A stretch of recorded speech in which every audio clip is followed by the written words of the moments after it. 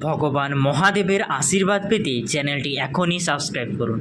নমস্কার প্রিয় দর্শক বন্ধু, আজকে আমাদের আলোচ্য বিষয় হলো মকর রাশি। মকর রাশির বৈশিষ্ট্য, এই রাশির মানুষের স্বভাব, এই রাশির অধিপতি, রাশির চিহ্ন, রাশির গুণাগুণগুলি এবং মকর রাশির কেরিয়ার লাইফ, স্বাস্থ্য জীবন, বন্ধু হিসেবে মকর রাশি কেমন এবং জীবনসঙ্গী হিসেবে মকর রাশি কেমন এবং খামতিগুলি কী কী রয়েছে তা পুরো ভিডিওটিতে জেনে নেব। তো মকর হলো কালপুরুষের রাশিচক্রের অন্যতম দশম রাশি। এই রাশির চিহ্ন হলো ছাগল। এই রাশির শাসক গ্রহ হলো শনি মহাদেব। মকর রাশির দিক হলো দক্ষিণ। এই রাশির রাশিগুলি হলো উত্তরসাধা নক্ষত্রের দ্বিতীয়, তৃতীয় এবং চতুর্থ পর্যায়, শ্রাবণ নক্ষত্রের সমস্ত পর্যায় এবং ধনিষ্ঠ নক্ষত্রের প্রথম ও দ্বিতীয় পর্ব। এটি পৃথিবীর উপাদানের রাশিচক্রের চিহ্ন। এই রাশির দেবতা হলেন ভগবান মহাদেব অর্থাৎ শিব এবং মা দুর্গা। মকর রাশির মানুষের স্বভাব, এই রাশির জাতক জাতিকাদের 2025 সালে স্বভাবগুলি কেমন থাকবে তা জেনে নিব। মকর রাশির জাতক জাতিকারা নিবেদিত প্রাণ, পরিশ্রমী এবং অনুগত প্রকৃতির হন। তারা জীবনে প্রেম, সৌন্দর্য এবং সুখ অনুভব করেন। তারা কাজের প্রতি খুবই শৃঙ্খলাবদ্ধ। যে কোনো কাজ পূর্ণ উদ্যম এবং শৃঙ্খলার সঙ্গে করে থাকেন। তারা স্বচ্ছ মনের এবং শৃঙ্খলাবদ্ধ, উচ্চাকাঙ্ক্ষী এবং সৎ প্রকৃতির হওয়ায় তারা কাজের প্রতি সবসময় নিরন্তর নিয়োজিত থাকেন, অর্থাৎ নিজেদের সবসময় নিয়োজিত রাখেন। এখন জানব মকর রাশির অধিপতি। মকর রাশির শাসক গ্রহ হলো শনি মহাদেব। শনিদেবকে বলা হয় ন্যায়ের দেবতা। শনিকে কর্মমুখী গ্রহ বলে মনে করা হয়ে থাকে। কর্মফলের জন্য গ্রহগুলিকে দায়ী বলে মনে করা হয়। এমন পরিস্থিতিতে মকর রাশির জাতক জাতিকারা কর্মে বেশি বিশ্বাসী। তারা তাদের কাজে নিযুক্ত থাকেন এবং খুব কনফিডেন্স অর্থাৎ আত্মবিশ্বাসী হন। অসুবিধা সহ্য করে তারা এড়িয়ে যাওয়ার পথ খুঁজে নেয়। তারা নির্ভরযোগ্য, ধৈর্যশীল, দয়ালু, সৎ, কর্তব্যপরায়ণ এবং উচ্চাকাঙ্ক্ষী প্রকৃতির হয়ে থাকেন। এখন জানব মকর রাশির চিহ্ন। কি দেখে বুঝবেন আপনার রাশি মকর? এই রাশির প্রতীক হলো ছাগল। মকর রাশির গুণ এবং এখন জানবো 2025 সালে জুন মাস এবং পুরো বছরটায় মকর রাশির গুণাগুণগুলি কেমন থাকতে চলেছে। মকর রাশির মানুষ পরিশ্রমী, নিবেদিত প্রাণ এবং অনুগত প্রকৃতির হন। ভালো বুদ্ধিবৃত্তিক ক্ষমতা সম্পন্ন, আত্মনির্ভরশীল হন তারা। বুদ্ধির সঙ্গে ব্যয় করে তারা প্রচুর। সংস্কৃতি এবং বুদ্ধিবৃত্তিক সৃজনশীল কর্মকাণ্ডে তাদের বিশেষ আগ্রহ রয়েছে। কারিগরি এবং আর্থিক কাজে প্রখর পরিমাণে আগ্রহতা তাদের লক্ষ্য করা যায়। সর্বদা আত্মনির্ভরশীল হওয়ার চেষ্টা করেন। প্রকৃতিপ্রেমী, তাদের নির্ভীক প্রকৃতির কারণে তারা তাদের কাজগুলি সহজেই সম্পাদন করেন।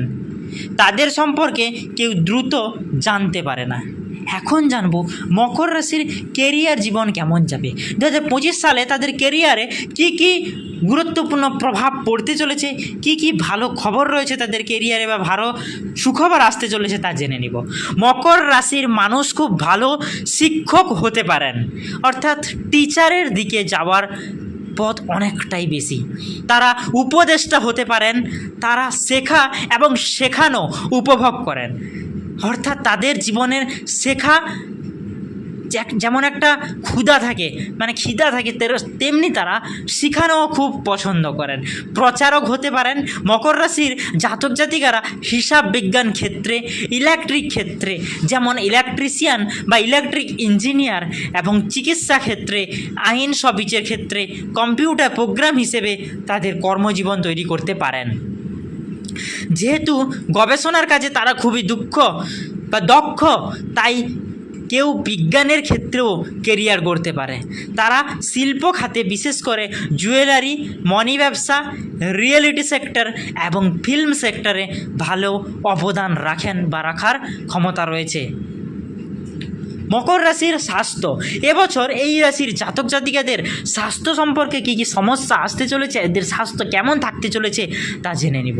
মকর রাশির জাতক জাতিকারা হাড়ের সমস্যা, চর্মরোগ, বাত, পিত্তের সমস্যা, হাঁটুর সমস্যা এবং পেটের সমস্যাগুলির পাশাপাশি বুকের সমস্যা যেমন রক্তচাপ, নার্ভাসনেস, সর্দি, কাশি, অ্যালার্জির ঝুঁকিতে থাকেন।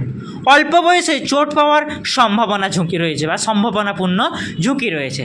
এখন জানবো বন্ধু হিসেবে অ্যাজ এ ফ্রেন্ড মকর রাশি কেমন থাকতে চলেছে এই বছরটি।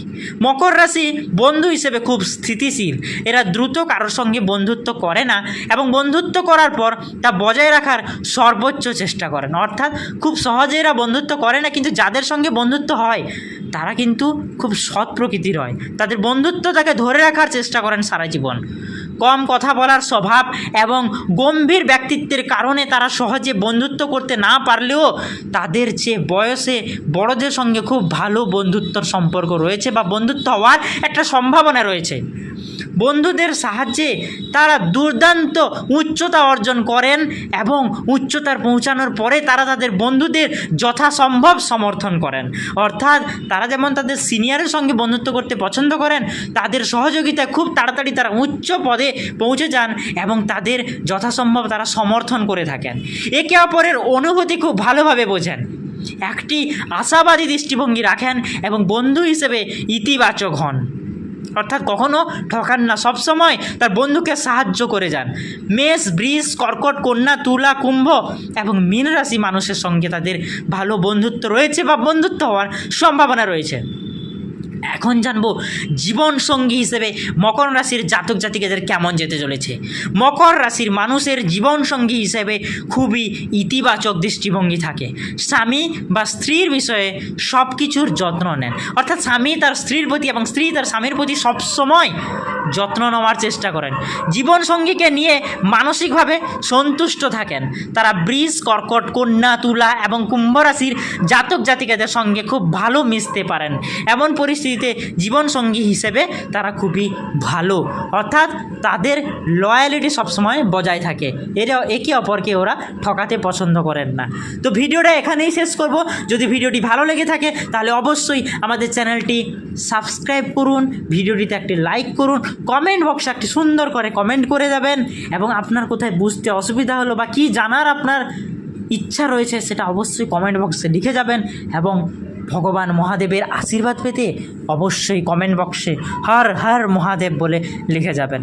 ধন্যবাদ বন্ধুরা, দেখা হবে পরের ভিডিওতে। আজ পর্যন্ত এইটুকুই।